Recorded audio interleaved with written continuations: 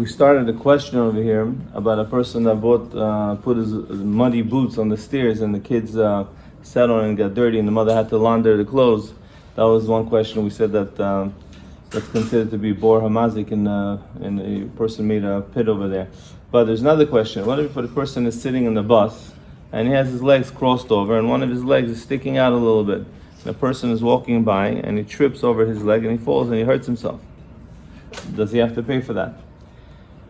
Or if a person, as we said, was washing his porch and there was like a little water going down to the gutter and spilling out to the public, and a person was passing by and he gets his hat dirty. You know, now our hats in our day and age are very, very expensive. So he says, yeah, expensive, $250, $300 hats. So he says, the Shulchan Aruch writes in Choshen Mishpat, Asur la'azik mamon chavero. Person is forbidden, there's this isur, sin, to damage somebody's property. Ve'im heziko, and if you damage somebody's property, afal pi she'eno nehena, even though you don't gain anything from damaging his property, chayav l'shalem nezek shalem, you have to pay full damage. Ben shahaya shogeg, whether it was by accident, ben shahaya anu, so whether it was circumstances beyond your control, it's not your fault. It's not your fault. Either way, you chayav to pay, says the Shulchan Aruch, full damage.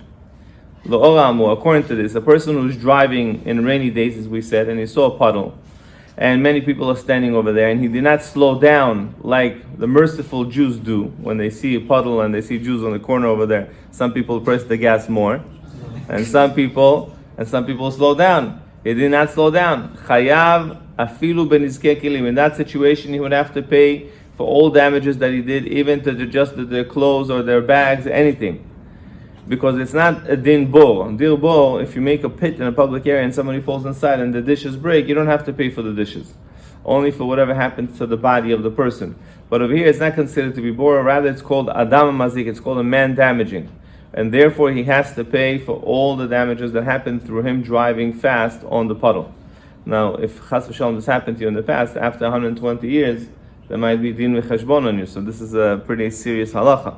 A person has to slow down, get out of his car, and offer to payment and to ask for forgiveness for all the people that he did that to. I think I did it many times. I don't know. I'm not sure.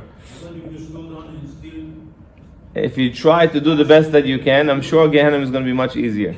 I'm sure. He's liable to pay. Huh? He's asking if he's liable to pay. Yeah, if you damage, you damage. Whether it was by accident, whether it was circumstances beyond your control, you have to pay. Now, what about the person who's sitting in a public bus and his leg is sticking out a little bit and the person trips on his leg and falls down?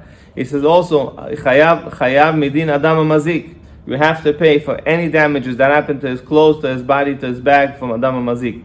But he says you should know, keep this in mind, a person is not allowed to put a leg on top of a leg and sit down like that. The Gemara says Masechet Derech Eretz is considered to be gaseh haruach, which means baal ga'ava.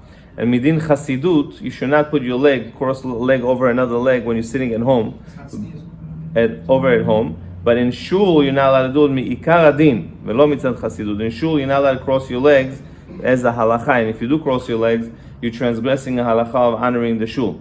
Now, one last halacha, we said, Adam, if a person throws the water off the porch and it goes damages somebody's hat or clothes or something like that, that's midin esh. That's the tolda of esh. And esh is very strict. Why? Because fire damages far away.